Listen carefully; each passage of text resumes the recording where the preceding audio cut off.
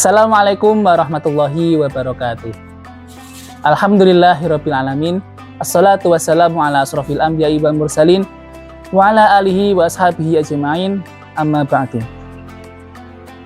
Pemirsa yang dirahmati oleh Allah Subhanahu wa taala dimanapun Anda berada, sejatinya kita di dunia ini adalah sebagai hamba. Hamba dari Tuhan kita, yaitu Tuhan alam semesta Allah Subhanahu wa taala. Sudah sepantasnya bagi seorang hamba untuk memberikan yang terbaik kepada tuannya. Senantiasa memberikan atau mengucapkan nama-nama yang baik, pujian-pujian yang baik, maupun memberikan persembahan yang luar biasa kepada Tuhannya. Dalam kaitannya kali ini kita akan membahas tentang seluk-beluk doa dan segala keutamaannya. Pemirsa yang dirahmati oleh Allah Subhanahu wa taala, doa merupakan bentuk wujud keimanan kita dan ketakwaan kepada Allah Subhanahu wa taala sebagai Tuhan yang Maha Kuasa dan juga Tuhan yang dapat mengabulkan segala bentuk permintaan dan juga permohonan manusia. Seperti yang kita tahu dalam Quran surah Al-Fatihah, A'udzubillahi minasyaitonirrajim, Bismillahirrahmanirrahim. Iyyaka na'budu wa iyyaka nasta'in. Hanya kepadamu lah tempat meminta dan hanya kepadamu lah tempat memohon segala pertolongan. Jadi perlu kita pahami bahwasanya Allah adalah satu-satunya zat di mana kita berhak untuk meminta segala sesuatu dan kita berhak untuk memohon sesuatu hanya kepadanya saja. Kita tidak diperkenankan untuk memohon kepada selainnya karena itu merupakan salah satu bentuk kesyirikan. Yang mana kesyirikan juga akan mengantarkan kezaliman dan kezaliman akan mengantarkan ke neraka. Pemirsa yang dirahmati oleh Allah Subhanahu wa taala, ada salah satu ayat yang merupakan perintah dari Allah Subhanahu wa taala agar senantiasa manusia itu memohon kepada Allah, berdoa kepada Allah Subhanahu wa taala. A'udzubillahi minasyaitonirrajim. Bismillahirrahmanirrahim. Wa idz qala rabbukum ud'uni astajib lakum. Dan tatkala Tuhanmu berkata, berdoalah kepadaku, niscaya aku akan mengabulkan doamu. Itu membuktikan bahwa kita itu diperintahkan oleh Allah untuk senantiasa berdoa atau memohon hanya kepadanya saja. Kemudian di ayat selanjutnya, Innal ladzina yastakbiruna an ibadati sayadkhuluna jahannama dakhirin. Sesungguhnya orang-orang yang sombong atau yang enggan untuk berdoa kepadaku atau kepada Allah itu sama seperti dia adalah orang-orang yang sombong. Layaknya seperti seorang manusia yang merasa dirinya hidup mandiri, bisa melakukan apapun semuanya sendiri tanpa bergantung oleh orang lain. Itu sama halnya seperti orang yang sombong. Dia merasa serba bisa dan lain sebagainya. Padahal sebenarnya dia masih bisa memanjatkan atau memohonkan doa kepada Allah Subhanahu wa taala. Dari ayat tersebut, Allah benar-benar sangat memuji dan sangat menyukai orang-orang yang senantiasa berdoa maupun memohon segala hajatnya hanya kepada Allah Subhanahu wa taala. Dan di sisi lain, Allah juga akan membenci atau mengecam orang-orang yang tidak mau atau enggan berdoa kepadanya. Dan bahkan sampai dianggap sebagai hambanya yang sombong.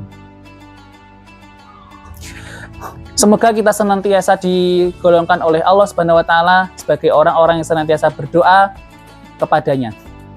Pemirsa yang dirahmati oleh Allah Subhanahu wa taala, apabila kita ingin menyampaikan doa ataupun hajat kita kepada Allah Subhanahu wa taala, ada beberapa hal yang harus kita perhatikan.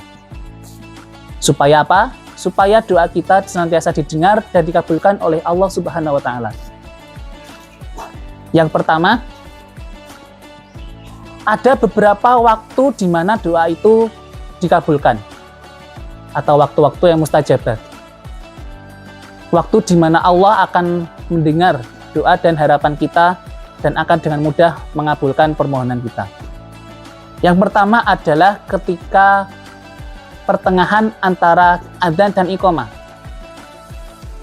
Jadi di antara waktu adzan dan iqamah, waktu jeda tersebut, kita bisa manfaatkannya untuk melantunkan doa kita.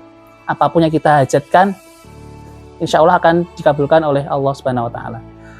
Waktu yang lain contohnya seperti ketika hari Jumat.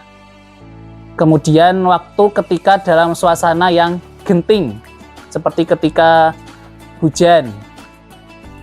Kemudian hari Arafah. Kemudian waktu-waktu ketika sholat fardu seperti ketika ruku ataupun ketika sujud. Dan masih banyak lagi waktu-waktu mustajabah yang insya Allah doa kita akan dikabulkan oleh Allah Subhanahu wa Ta'ala. Jamaah yang dihormati oleh Allah Subhanahu wa Ta'ala, poin yang kedua adalah hendaknya kita memohon kepada Allah dalam keadaan suci. Suci dari hadas maupun dari najis secara fisik, maupun suci secara pikiran dan hati kita. Kita sama-sama meniatkan hati dan pikiran kita hanya semata-mata untuk Allah Subhanahu wa Ta'ala. Jangan kita berdoa untuk sesuatu hal yang lainnya.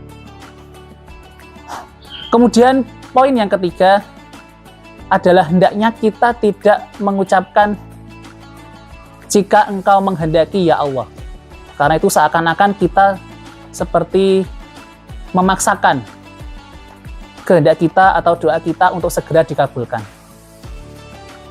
Kita yakin saja, kita panjatkan doa kita sebaik mungkin, sesungguh-sungguh mungkin. Insya Allah pasti Allah akan mendengarkan doa kita. Jadi tidak perlu kita memaksakan, atau istilah Jawanya itu gerusa-gerusu seperti itu. Kemudian poin selanjutnya adalah hendaknya kita membaca atau mengucapkan atau melantunkan kalimat-kalimat pujian ataupun pengagungan kita kepada Allah Subhanahu wa Ta'ala. Layaknya seperti seorang anak kecil yang meminta sesuatu kepada orang tuanya, pasti mereka akan selalu memuji-muji terlebih dahulu orang tuanya, membesarkan hati orang tuanya, membuat mereka luluh hatinya sehingga mereka mau mengabulkan permintaan anak-anak tersebut. Begitu pula dengan Allah. Alangkah baiknya, alangkah pantasnya kita mengucapkan kalimat-kalimat thayyibah seperti Alhamdulillah, La ilaha illallah, dan lain sebagainya. Kemudian kita juga bisa mengucapkan sholawat atas Nabi Muhammad SAW, membaca doa Al-Fatihah, dan sebagainya. Kemudian setelah kita mengagungkan dan memuji-muji kebesaran Allah Subhanahu wa Ta'ala, baru kita bisa melanjutkan dengan memohon apa yang kita hajatkan. Jamaah yang dihormati oleh Allah Subhanahu wa Ta'ala, kita perlu yakin bahwasanya Allah itu Maha Pengabul segala permohonan. Allah Maha Kuasa atas segala sesuatu. Jadi kita harus yakin juga bahwasanya Allah itu pasti akan mengabulkan dan mendengar permohonan kita semua.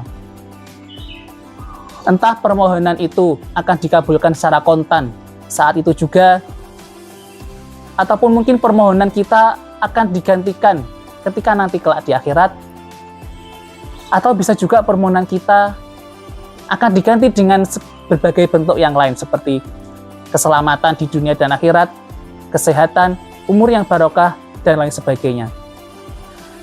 Jadi janganlah kita merasa, ya Allah, saya sudah memohon yang terbaik kepadamu.